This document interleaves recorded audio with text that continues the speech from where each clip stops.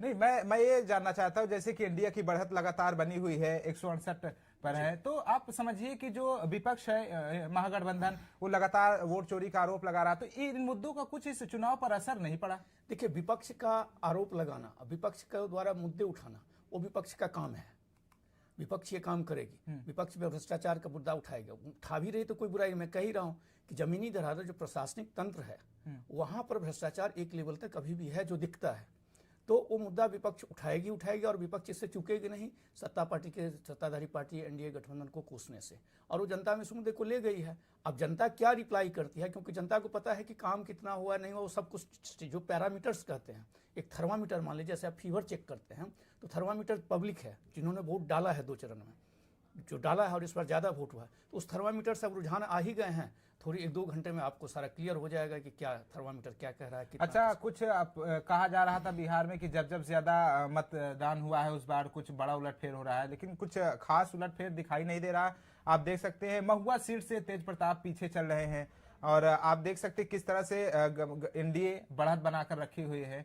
और इस चुनाव में योगी जी जैसे प्रचार करने गए थे, उनका कितना हिंदुत्व का मुद्दा चलाते हैं, कितना असर पहुंचा होगा, ये भी बहुत अहम रखता है। और राहुल गांधी हर मंच से पीएम मोदी को कोसते नजर आए थे और वोट चोरी का आरोप लगाते आए कि बिहार में इतने वोट कट गए, ये कट गए, वो कट गए। तो इन चीजों का क्या असर चुनाव में पड़ रहा है कि ऐसे ही बस सबसे पहले इनका नारा हवा हवाई रह गया और बीजेपी टॉप जा रही है और एनडीए के साथ? सबसे पहले जो मुद्दा आपका है कि ज्यादा मतदान होने से सत्ता परिवर्तन होता है, तो इस बार जो अभी तक के रुझान है उसमें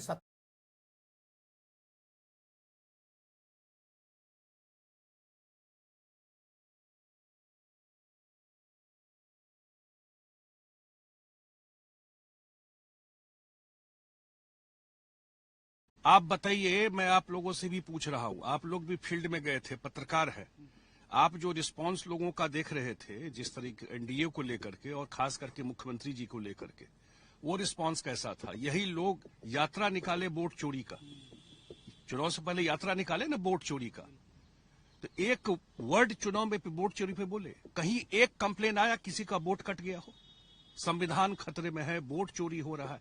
केवल झूठ का नैरेटिव फैलाना, और जनता समझ चुकी थी। लेकिन अब फिलहाल एक बार रिजल्ट आ जाए उसके बाद हम लोग। सर लास्ट बात है सर, उन्होंने कल कहा प्रेस कॉन्फ्रेंस करके कि हम पिछली बार जो लखीसराय से विजय सिन्हा लगातार आगे चल रहे हैं। उनका एक वीडियो भी वायरल हुआ था उस समय झड़प का, तो आपने वो भी देखा होगा। मगर मेरा एक सवाल है कि तेजस्वी कहते हैं कि हमने बहुत नौकरी दी, उन्होंने वादा भी किया, लेकिन जनता उन पर भरोसा क्यों नहीं कर पाई और एनडीए पर भरोसा की? देखिए, आपके 2 सवाल हैं। एक तो लखीसराय में मतदान के दौरान विजय कुमार सिन्हा जो डिप्टी सीएम है बिहार के, उनका विवाद हो गया था। उनका विवाद हो गया, आरजेडी के जो एमएलसी हैं उनसे उनका विवाद हो गया था। विवाद जो चुनाव जब वोट पड़ रहे होते हैं तो विवाद होना, ये सब छोटे मोटे विवाद होना स्वाभाविक है कि कहीं वोट ज़्यादा पड़ने की सूचनाएं मिलती है, शंका होता है, दूसरा पार्टी ऑब्जेक्ट करता है। इसमें भी वही हुआ। आरजेडी के जो एमएलसी थे उस बूथ पे थे, जो डिप्टी सीएम विजय सिन्हा है वहीं लखीसराय से खुद भी चुनाव लड़ रहे हैं। उन्हें पता चला था कि वहाँ बूथ फेक वोट डलवाए जा रहे हैं, तो वहाँ मौके पे पहुंचे तो दोनों पक्ष आमने सामने आ गए, तो थोड़ा सा वाकयुद्ध हो गया, और थोड़ा सा वाकयुद्ध थोड़ा बवाल टाइप में बदल गया। पुलिस भी आ गई, मामले को शांत कर लिया। तो ये सब एक नॉर्मल मैटर है, कोई इसको बड़ा मुद्दा नहीं है। बड़ा मुद्दा होता तो पुलिस भी कार्रवाई करती, फिर ये मामला मीडिया में भी इतनी उठती। लेकिन दूसरा मुद्दा था कि तेजस्वी का। एक बार सवाल फिर से आप रिपीट कीजिए।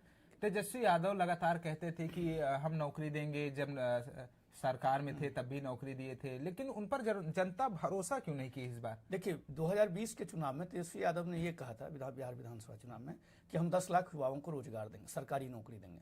जब उन्हें तो 2020 में तो एनडीए गठबंधन जीती, जब कुछ महीने बाद नीतीश पाला बदल के आरजेडी के साथ गठबंधन बना लिया तो तेजस्वी यादव डिप्टी सीएम बने थे। तो उन्होंने अपने वादे को, जो रोजगार देने का एक वादा था, उसको पूरा करने की कोशिश की।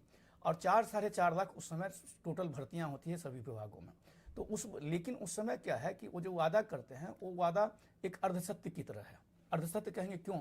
तो डिप्टी सीएम है तेजस्वी यादव और सीएम है नीतीश कुमार, तो क्रेडिट हेड को जाता है। किसी भी इंस्टीट्यूशन या सरकार में जो हेड होता है क्रेडिट उसको जाता है, और क्रेडिट का लाभ उसके साथ जो लोग हैं वो भी उठाते हैं। तो तेजस्वी यादव उसी को उठाने की कोशिश कर रहे हैं। लीडरशिप देते। इसमें क्रेडिट वो चूंकि उनके समय में उन्होंने भर्ती किया तो वो बात तो उठा रहे हैं और दावा कर रहे हैं कि हमने किया है, तो उसे आप झुठला भी नहीं सकते। लेकिन सरकार नीतीश कुमार की है तो आप ये भी नहीं झुठला सकते कि किसके कार्यकाल के दौरान किसके सरकार के किसके नेतृत्व में ये भर्तियां हुई। लेकिन नीतीश कुमार का इस विधानसभा चुनाव में परिणाम भी बता रहे हैं कि नीतीश कुमार का चेहरा बरकरार है, तेजस्वी भी चल रहे हैं, लेकिन जो उनके वादे थे पीछे जा रहे। फिर से मैं एक बार वो नारों पर आऊंगा कि सीएम योगी वगैरह जो गए और पीएम ने भी ताबड़तोड़ रैली की, प्रियंका गांधी गई कांग्रेस से, राहुल गांधी गए, तो इन नारों का कुछ कांग्रेस का असर दिख नहीं रहा है इस परिणाम में। मेरे हिसाब से आप जो वोट चोरी की बात कर रहे हैं, तो देखिए है क्या कि जब एसआईआर का सुनाई, अगस्त सितंबर में जब एसआईआर का मामला चला और जो वोटर लिस्ट का है उसका नवीनीकरण हुआ, पुनरीक्षण हुआ, उसमें अपडेट किया गया उसे। हर बार जहां चुनाव होता है तो अपडेट होता है। इस बार ये था कि 2002-3 के बाद जो है उनका डॉक्यूमेंट्स लिया जाता था कि भाई आप प्रूफ कीजिए कि आप हैं, तो वो लिया गया, तो उसका विरोध हुआ और उस पर जो है महागठबंधन ने, जिसमें राहुल गांधी सबसे उसके अगुआ थे इस मुद्दे को कि वोट चोरी हो रहा है, चुनाव आयोग जो केंद्र सरकार के लाके पीएम मोदी के इशारे पे जो है वोट चोरी करवा रही है और कटवा रही है। तो आप देखे होंगे कि लाखों में लोग वोट नाम डिलीट हुए, उसमें ज़्यादातर लोग जो मृतक थे वो हो गए, कुछ लोग जो बाहर के थे या स्टेबल नहीं होते हैं बाहर चले जाते हैं, उन्होंने फॉर्म नहीं भरा तो वो चले गए। तो इन सब मुद्दों को लेकर उन्होंने उस मुद्दे को उठाया, लेकिन ये मुद्दा जोर नहीं पकड़ा। और क्योंकि पब्लिक हकीकत आंकड़े में फीके पड़ रहे हैं और जोर नहीं पकड़ा। पब्लिक ये जानती है कि मैं वोट देने जा रहा हूँ, लिस्ट में मेरा नाम है, तो ये वोट चोरी कैसे हो गया। आप इतने परसेंटेज बिहार में 1951 के बाद रिकॉर्ड मतदान हुआ, महिलाएं तो बढ़ चढ़ कर वोट मतदान किया, पुरुषों की तुलना में 8 से 8.5% मतदान महिलाओं ने ज़्यादा किया है, जो अपने आप में बिहार के लिए ये बहुत बड़ी उपलब्धि है। बिहार के लिए तो मतदान ज़्यादा ही उन्हें उपलब्धि है,